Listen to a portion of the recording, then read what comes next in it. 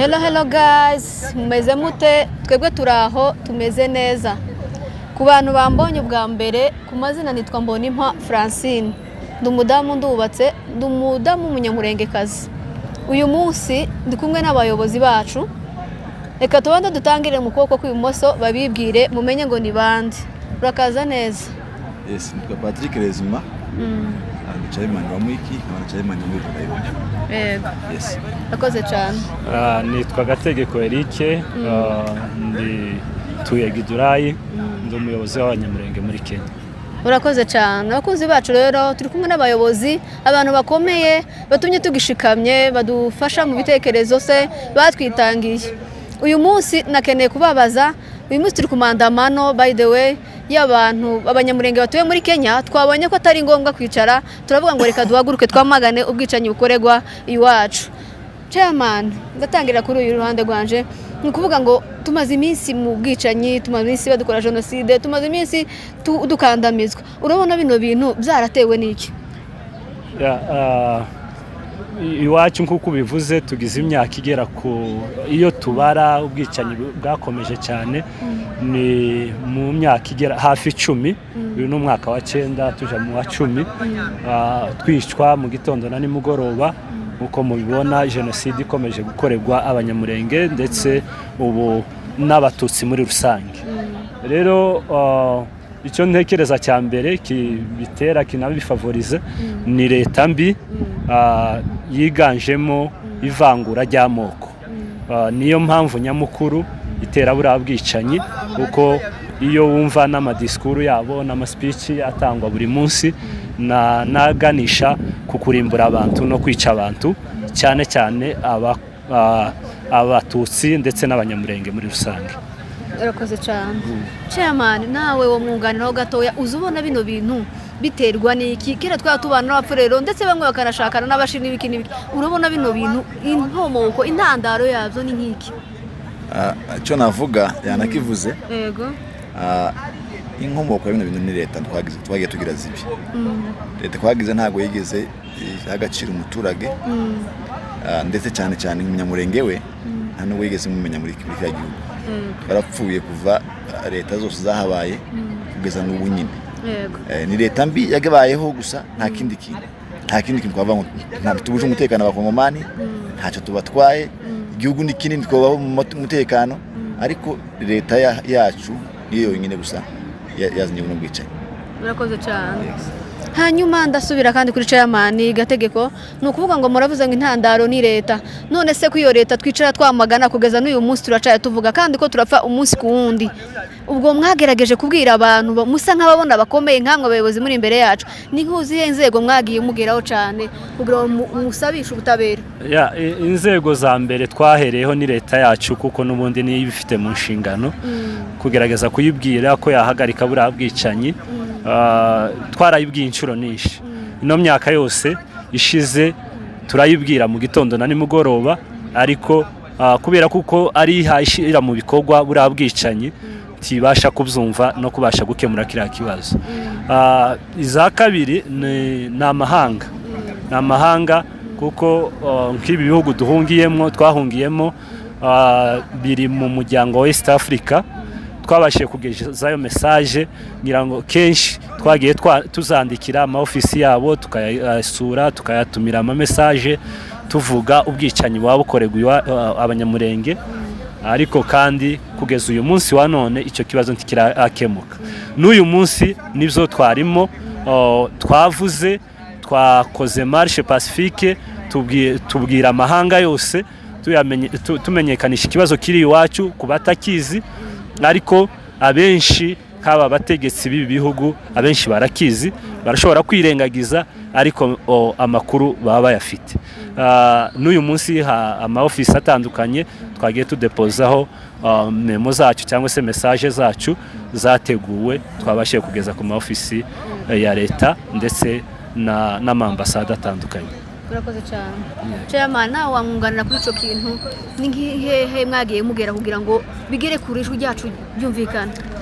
Ndigira ko umunyamurenge nta nataragira, gusa uriya bazavuga ngo umunyembaraga azayumvwa, umunyentege nkeya agasuzugurwa ntiyumvwe, ariko twageze mu ofisi yose ashoboka yose, no kwa Perezida Trump twagezeyo, ndetse n'uwo yatsimbiye twagezeyo.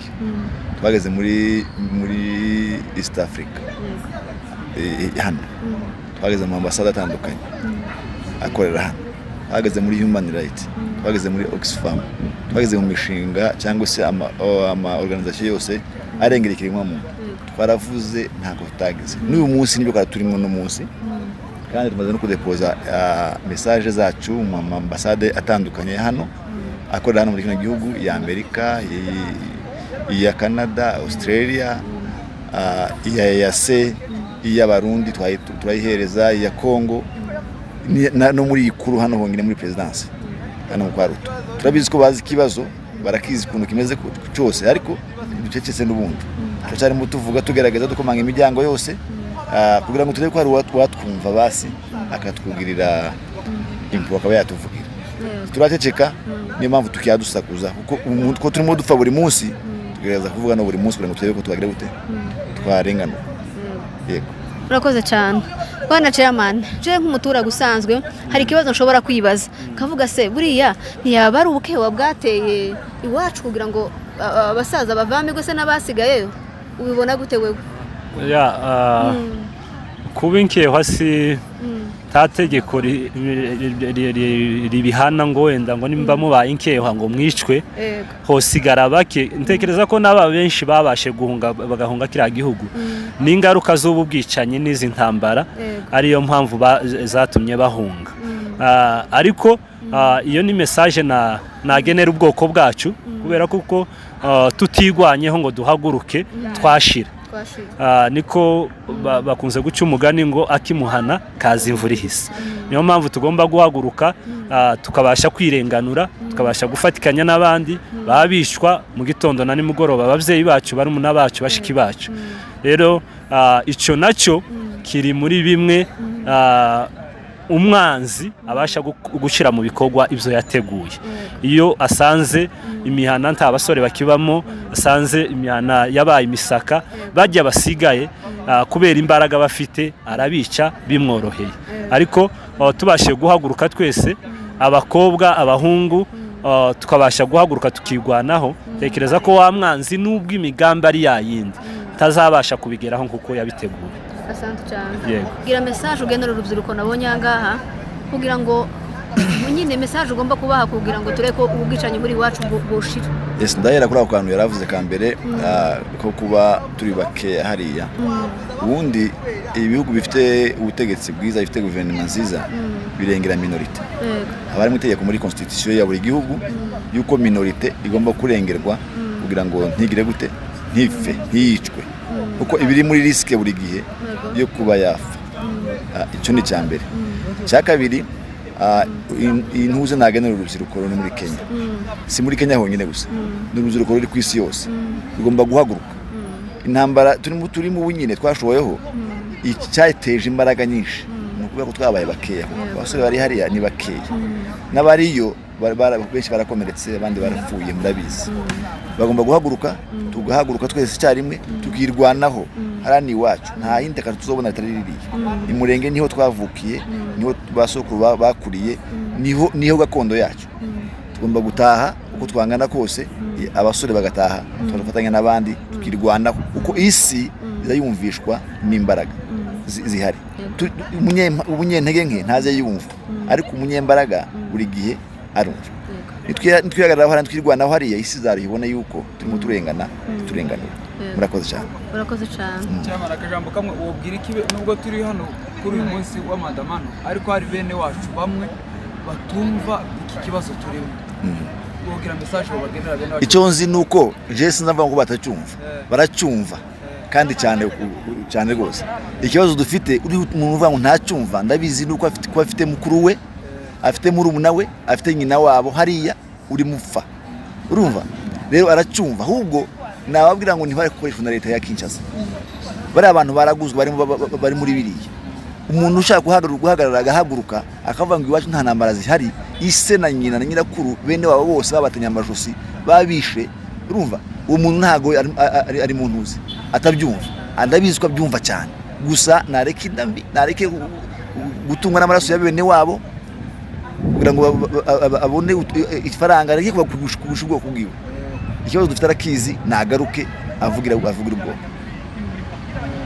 Mubishije akagara hari ibintu nako buriya kapanze ibi ngibi twakoze uyu munsi buriya biratanga ihe message ushobora buriya kugira icyo buriya bishobora guhindura ibyo bari gutegura. Uravuga bande bazava mu kuri guca muzi kundi gusha bose barahaguruka buri wese avuga icyo avuga ntacyo bagiye gutanga itandukanye n'icyo basanzwe batanga, sibyo? Aho ngaho ndumva ko ushobora kuba wagiye muri Amerika kuko niho babiteguye nabo, nta kintu na kimwe bari bukore kiruta icyo basanzwe bagira gute bavuga, sibyo?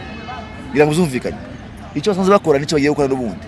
Iyi ni intambara tumazemo igihe n'ubundi basanzwe bahakana ubwicanyi ariko burahari. Rero ibira ntacyo bihindura. Intambara turimo turwana no kurwana kugira ngo mahanga byumve, kandi n'icya kabiri abwire leta ziri harazi muri twica ziveyo, leta y'u Burundi na leta ya Kongo bahereza umunyamurenge umutekano abashe guhumeka. Murakoze cyane. Sawa murakoze cyane abakunzi bacu kudukurikirana, mwabyumvise abachairman babashije kutugezaho. Murakoze kudukurikirana, mwari kumwe na Queen of Mulenge. Bye no kwishenya TV show mukurikire. Murakoze cyane.